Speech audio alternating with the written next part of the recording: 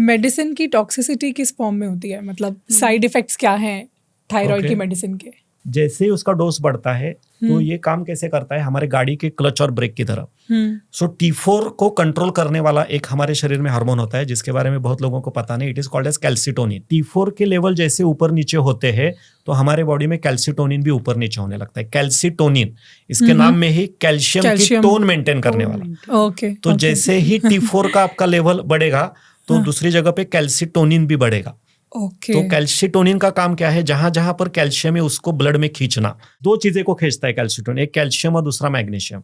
अभी बताओ कि अगर कैल्शियम मेरा कैल्सिटोनिन अगर बढ़ रहा है तो वो कहाँ से मैग्नीशियम खींचेगा, आपके मसल से खींचेगा, बोन से खींचेगा और वो ब्लड वेसल्स में जाएगा।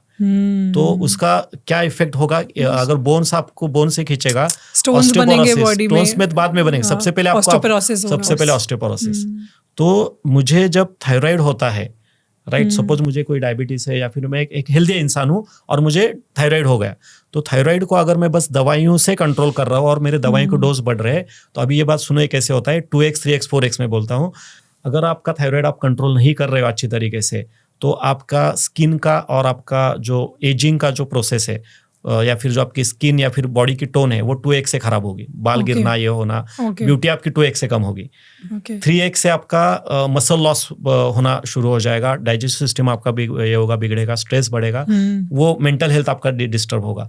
और 4x से आपका उसके वजह से एजिंग भी बढ़ेगा। 35-40 में ही 60 के लगने लगोगे।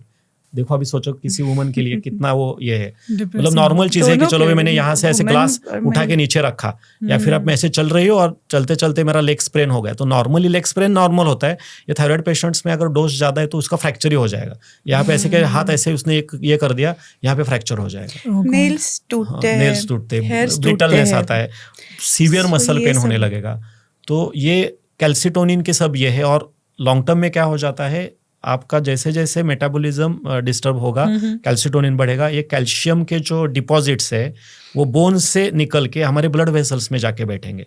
अभी आप सोचो, ये अगर मेरे कोरोनरी आर्टरीज है, मतलब हार्ट को सप्लाई करने वाले ब्लड वेसल्स, किडनी को सप्लाई करने वाले, वहां पे जाके अगर कैल्शियम डिपॉजिट बैठेंगे तो उसको हम एथेरोस्क्लेरोसिस बोलते हैं। तो ये आपका ब्लॉकेजेस करने की रिस्क बढ़ाएगा, कोलेस्ट्रॉल, ट्राइग्लिसराइड बढ़ाएगा।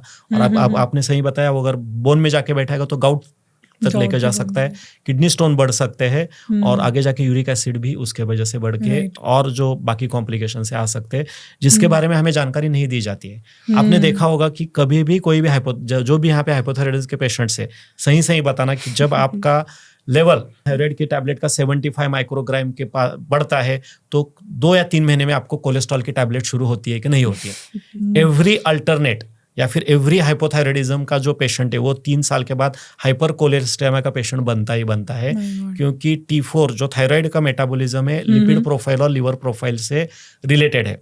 T4 बढ़ेगा तो मेरा कोलेस्ट्रॉल कंट्रोल करने वाला, ट्राइग्लिसराइड कंट्रोल करने वाला जो एंजाइम होता है उसको वो इनहिबिट करता है। वो इनहिबिट करेगा तो आपका कोलेस्ट्रॉल बढ़ेगा।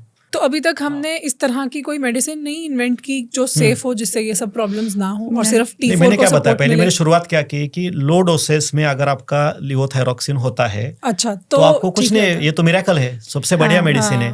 लेकिन रहता है क्या, जो मेडिसिन टेस्ट किए गए हैं वो आपके टेस्ट किए गए थे कि अगर 50 माइक्रोग्राम का 50 mcg का मैं 20 साल तक लेता हूँ, 30 साल तक लेता हूँ, आपके लिए बहुत बेहतर है। तो मैं भी वही कह रहा हूँ ना, मैं बट उसकी सीवियरिटी बढ़ाते रहेंगे तो हमने एक्सेप्ट किया ना कि मेरे में हैशिमोटोस भी है, कि मेरे में थायराइड की कमी है। तो आपका काम क्या है कि भाई जितना आपको रिक्वायर T4 है, आपकी बॉडी बनी है सपोज कि इतने T4 के लिए, और आप दे रहे हो इतना, राइट। बेसिकली जितना नेचुरल हो सके वही बेस्ट है। जितना हम एक्स्ट्रा सप्लीमेंटेशन बाहर से करेंगे, कुछ ना कुछ वही जो आपका पहले वाला एग्जांपल था कि अगर बाल ग्रे हो रहे हैं, एक तो है कि हम थोड़ा सा नॉर्मल उसको मेहंदी लगाकर थोड़ा सा फिक्स करें, एक है कि हमने हार्श डाइज लगाना स्टार्ट कर दिया तो उसके फ्यूम्स और उसकी टॉक्सिसिटी का हमें ज्यादा असर होगा, और वो ग्रे होने की फ्रीक्वेंसी भी बढ़ती है। फिर पहले आप महीने में एक बार लगाते थे, 15 दिन आपको हर वीक लगाना पड़ रहा है। मेडिसिन का वही ये मतलब कैसे हो गया कि बाहर मेरे गाड़ी का कोई किसी ने स्मोक आ गया गाड़ी में और वहां पे हॉर्न बजने लगा, राइट। तो मुझे क्या करना, बाहर जाके गाड़ी का वो क्यों हॉर्न बज रहा है, क्यों ये हो रहा है, देखना पड़ेगा। बाहर का हॉर्न की तकलीफ नहीं, इसलिए मैं अंदर बैठा, मैंने रेडियो का वॉल्यूम बढ़ा दिया और मैं सोच रहा हूँ चलो मैंने रेडियो का वॉल्यूम बढ़ा दिया, अभी कुछ नहीं होगा। ऐसी चीज होती है जब हम थायराइड के मेडिसिन लेते हैं, ये कैल्शियम का तो सर ने बता दिया कि मेडिसिन के साइड इफेक्ट से बोन का और मसल का कैल्शियम कम होता है। पेशेंट को तकलीफ रहती है कि बॉडी पेन है, जॉइंट पेन है, तो उसको कैल्शियम सप्लीमेंट दिया जाता है थायराइड मेडिसिन के साथ। और ज्यादा तो फिर वो लूप बन गया, एक के बाद अब एक दूसरी चीज। आप तो वो दवा तो कम करने का एडवाइस नहीं दे रहे हो, आप दवा वैसे ही रख रहे हो। और मैंने और दूसरा चीज क्या कर दिया, अभी कोलेस्ट्रॉल बढ़ रहा है इसलिए कोलेस्ट्रॉल की एक टैबलेट चिपका दी, कैल्शियम को और कैल्शियम में दे रहा हूँ। तो अभी देखो क्या होगा कि जैसे में कोलेस्ट्रॉल यहाँ से ऊपर कोलेस्ट्रॉल नहीं बन रहा है, तो कोलेस्ट्रॉल कन्वर्ट क्या होगा, फिर वो कोलेस्ट्रॉल का कन्वर्जन या ट्राइग्लिसराइड का कन्वर्जन शुगर में हो जाता है, ग्लाइकोजन में होगा। तो फिर थोड़े दिन के बाद वो प्री डायबिटिक बनेगा, प्री डायबिटिक में जाएगा। मैं हमेशा बोलता हूँ every diabetic patient is future thyroid patient and every thyroid patient is, ये दोनों जुड़वा भाई है, भाई बहन है।